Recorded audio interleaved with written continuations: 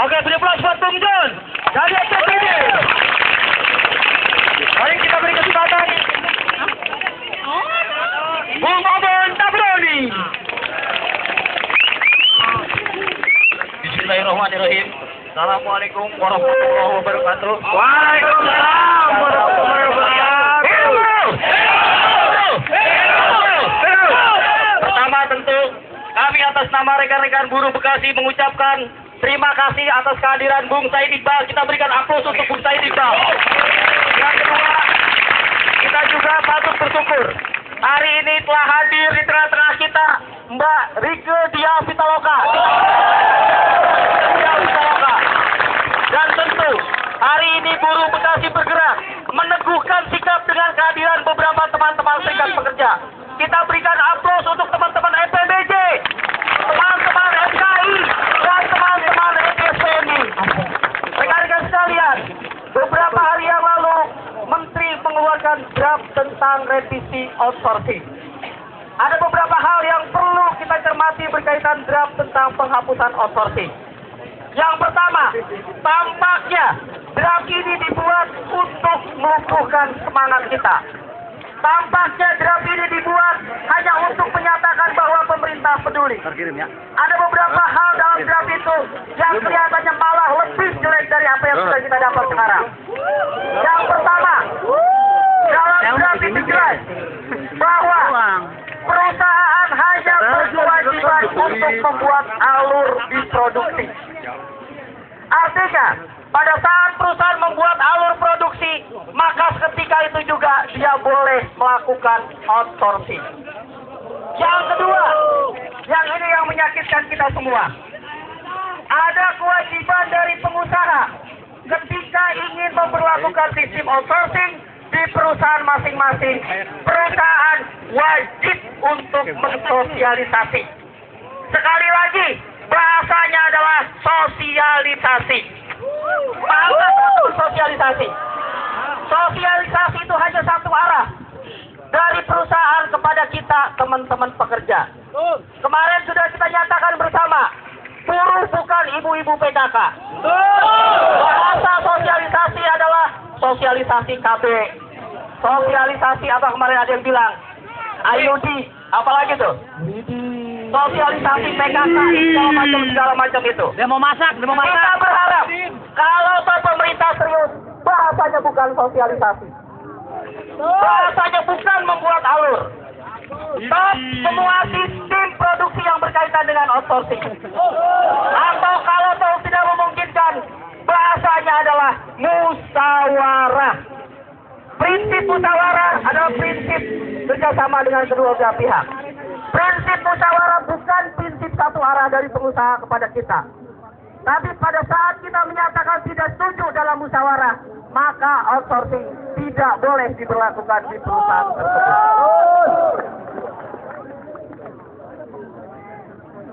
Yang kedua yang ingin selalu saya sampaikan dalam kaitan keberadaan kita di teman-teman FPNI. Wah, kita melakukan perjuangan yang sifatnya lapangan.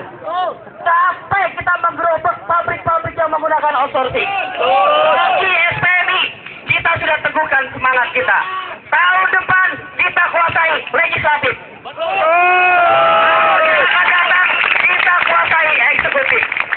Hari ini fakta menyatakan dari ratusan, berapa anggota DPR mereka? Dari 560 hanya satu yang peduli buruh.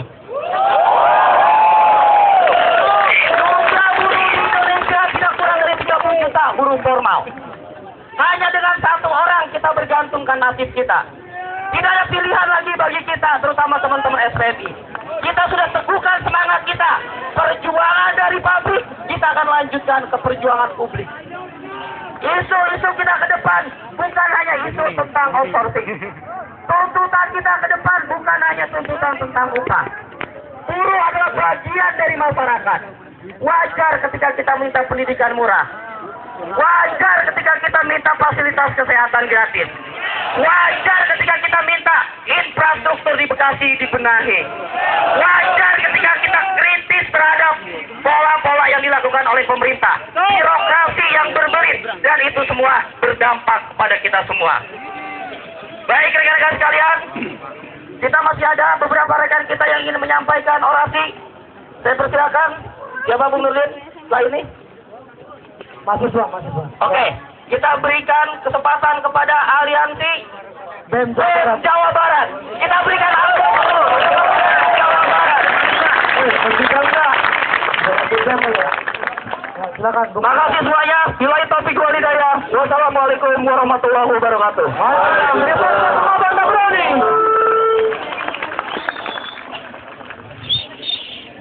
Assalamualaikum warahmatullahi wabarakatuh. Hidup buruh! Hidup buruh! Hidup buruh! Hidup mahasiswa! Hidup rakyat Indonesia! Ya, pada hari ini saya mewakili rekan-rekan dari Aliansi BEM Jawa Barat. Perkenalkan, nama saya Ahyar Al-Rashid dari Badan Eksekutif Mahasiswa Institut Teknologi Telkom Kabupaten Bandung. Saya hadir pada hari ini bersama rekan-rekan buruh untuk meneguhkan tekad bahwa mulai hari ini, mulai saat ini, mahasiswa harus bersatu dengan buruh. Pada hari ini, pemerintah melihat bahwa kita mahasiswa bukan hanya kaum-kaum intelektual palsu, bukan hanya kaum-kaum intelektual yang hanya berada pada ruang-ruang kelas, bahwa mahasiswa bersatu bersama masyarakat, mahasiswa bersatu bersama rakyat Indonesia, memperjuangkan nasib-nasibnya, bahwa hari ini rakyat Indonesia harus memperoleh kedaulatannya di negeri kita sendiri. Hidup buruh! Mahasiswa! Untuk itu, kita pun sangat mendukung dan akan bersatu dengan buruh untuk menyuarakan hapus outsourcing dan tolak upah murah. Sosok nasional akan menjadi momentum untuk memperlihatkan dan pemerintah harus melek kepada kita semua. Pemerintah harus melihat kepada kita semua bahwa mahasiswa dan buruh telah bersatu. Hidup buruh, mahasiswa, hidup rakyat Indonesia. Itu kita pun Aliansi BEM Jawa Barat, mahasiswa di seluruh Jawa Barat akan bersatu bersama buruh, akan bersatu menyatukan langkah, bersatu menyatukan pendapat bahwa kita harus memperjuangkan ini sampai tuntas, rekan-rekan semua. Hidup mahasiswa, hidup buruh, hidup rakyat Indonesia. Ayo jalankan jalan kesehatan ya, bukan dua. Oke, terima kasih buat BEM Mahasiswa Jawa Barat. Terima. Siap tutup tol Jakarta Bandung. Oke. Kita beri kesempatan selanjutnya kepada Mbak Iko Dia Pisama.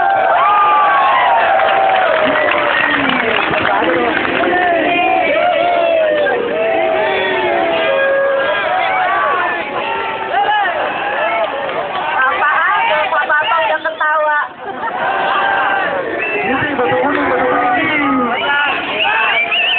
Bismillahirrahmanirrahim. Assalamualaikum warahmatullahi wabarakatuh. Hidup buruh, hidup petani, hidup nelayan, hidup mahasiswa, hidup seluruh rakyat Indonesia. Kenapa kita harus nyebutin ada petani, ada nelayan? Karena saya tahu banyak yang dari sini, buruh-buruh ini, emak bapaknya kalau nggak petani nelayan. Benar nggak? Jadi saya kira kalau kita memperjuangkan hak-hak buruh dan pekerja Indonesia, sebenarnya kita juga sedang memperjuangkan nasib para petani, nelayan, dan seluruh rakyat Indonesia. Tenang semua.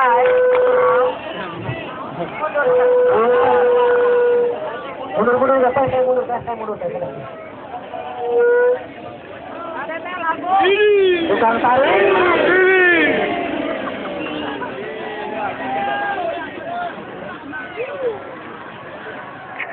Naon. Buan. Yang boleh berdiri cuma Bung Iqbal sama Bung Abdul. Oke lah kalau begitu.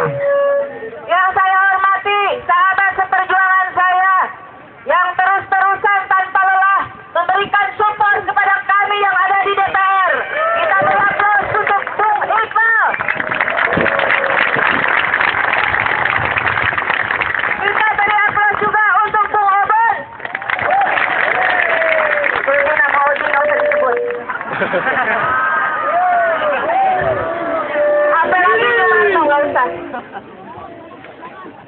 Kita juga tentu harus memberi aplaus kepada tekad kuat yang telah diberikan kepada mahasiswa-mahasiswa dari Aliansi BEM Jawa Barat. Kita ucapkan terima kasih karena mereka telah mau bergabung bersama gerakan kita. Tidak hanya orasi, tapi membantu melakukan survei pasar di daerah Jawa Barat. Saudara-saudara, perjuangan kita semakin hari semakin berat. Betul bahwa telah bergabung 3 konfederasi terbesar, yaitu KSPI, KSPSI, dan KSBI. Mereka dimotori oleh 3 anak muda, tetapi karena justru berkoalisinya 3 konfederasi ini membuat khawatir koalisi-koalisi penguasa dan pengusaha. Justru karena itu, maka perjuangan kita ke depan akan semakin berat. Apakah saudara-saudara akan tetap bersemangat dan berada di satu barisan perjuangan bersama kami? Saudara-saudara, saya katakan bahwa kita telah menempuh jalan-jalan yang luar biasa. Perundingan-perundingan tidak henti kita lakukan. Saya tahu terakhir bagaimana Bung Iqbal sampai jam 3 pagi ya Bung, bertemu dengan Menteri Tenaga Kerja dan beberapa menteri lain juga ingin bertemu. Kami di DPR kurang apa setiap hari mendorong di Komisi 9 agar dicabut lagi itu revisi permen tentang komponen hukum pembayar. Kita telah berusaha dengan cara-cara normatif yang seharusnya tidak perlu kita demo, tidak perlu kita mogok. Tetapi apa kata saudara-saudara? Ketika saya mendesak di rapat Komisi 9, saya minta dihapus definisi komponen hidup layak itu. Jangan usah buruh lajang. Mereka mengatakan ini jaring pengaman. Saya tanya balik. Saya tanya balik kepada saudara menteri. Jaring pengaman siapa yang dimaksud? Mayoritas buruh dan pekerja di Indonesia, mereka sudah berkeluarga. Saudara-saudara, ketika permen yang lama diganti, mereka diganti-ganti. Kayak misalnya minta dibubarin terminal khusus TKI, terminal 3 dibubarin. Habis dibubarin, dia bangun terminal 4, beda namanya doang. Habis permen nomor 17/2005 tentang komponen hidup layak digantinya dari berapa komponen yuk? Dari 46 komponen hanya menjadi 60 dengan tambahan komponen yang saya kira tidak perlu bagi buruh dan pekerja. Oleh karena itu saudara-saudara, hari ini saya mengajak Anda semua bersepakat, paling tidak pemerintah harus setuju 86 komponen. Dan kita tidak asal bicara, kita tidak asal menuntut. Sebelum Dewan Pengupahan melakukan survei, mahasiswa, buruh, dan kami telah melakukan survei terlebih dahulu sekitar 2 minggu lalu. Tidak hanya di Jabodetabek, tetapi di Jawa Timur, Jawa Tengah, dan Kepri, khususnya Batam dan Bintan. Ini penting saudara-saudara, sehingga ketika kita menuntut 86 komponen, kita punya alasan bahwa komponen yang kita tuntut jauh lebih baik dari komponen yang diinginkan pemerintah. Yang terakhir yang harus saya katakan saudara-saudara, mengenai kalau tenaga kerja outsourcing, jelas kita menolak tenaga kerja outsourcing. Mereka katakan tenaga kerja outsourcing ini gejala baru. Salah besar. Tenaga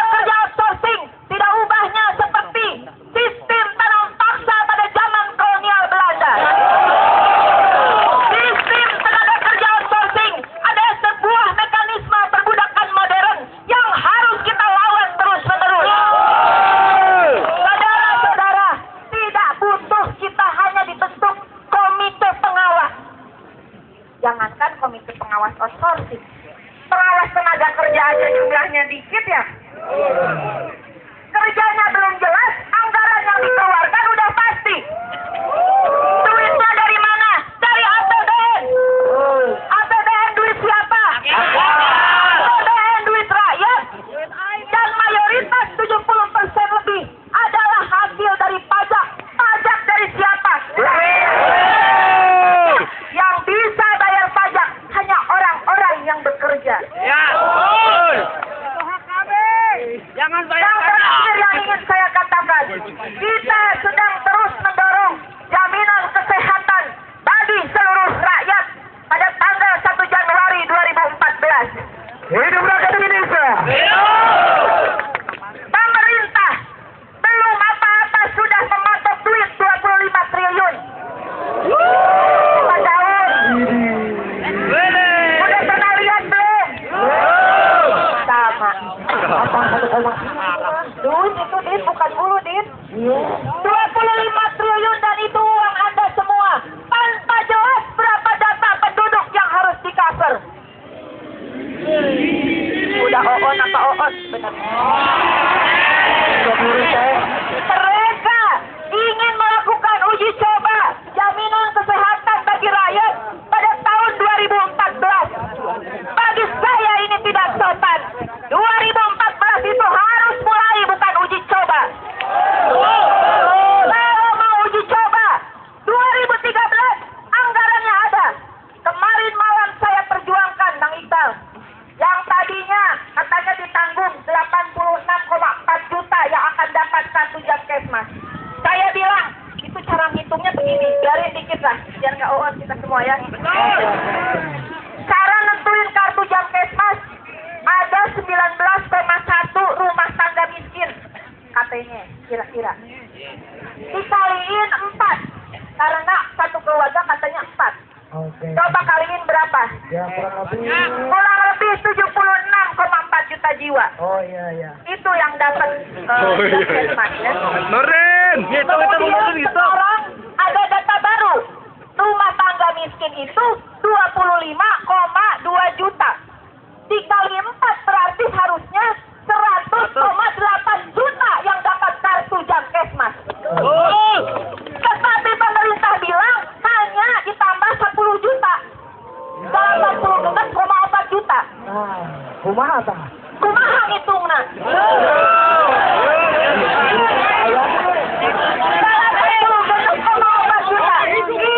saya larang saudara-saudara.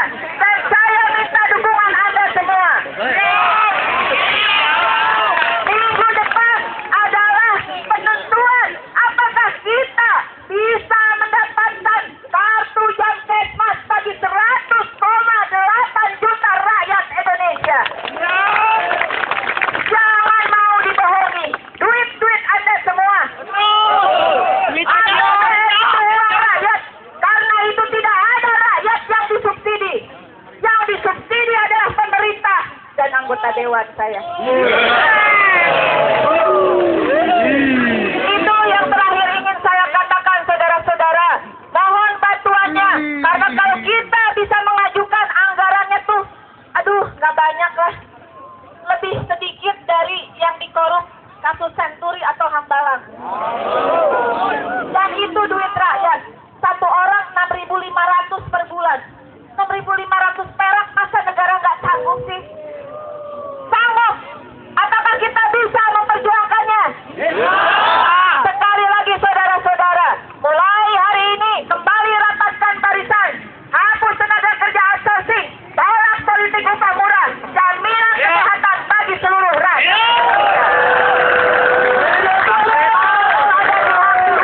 Kalau ada pihak-pihak yang tidak berani mendukung aksi mogok nasional tanggal 3 Oktober, saya hari ini mengatakan secara tegas, saya katakan, saya anggota DPR RI dari Komisi 9 mendukung mogok nasional pada tanggal. Wassalamualaikum warahmatullahi wabarakatuh. Hidup buruh! Rakyat Indonesia! Oke, terima kasih Teh Oneng.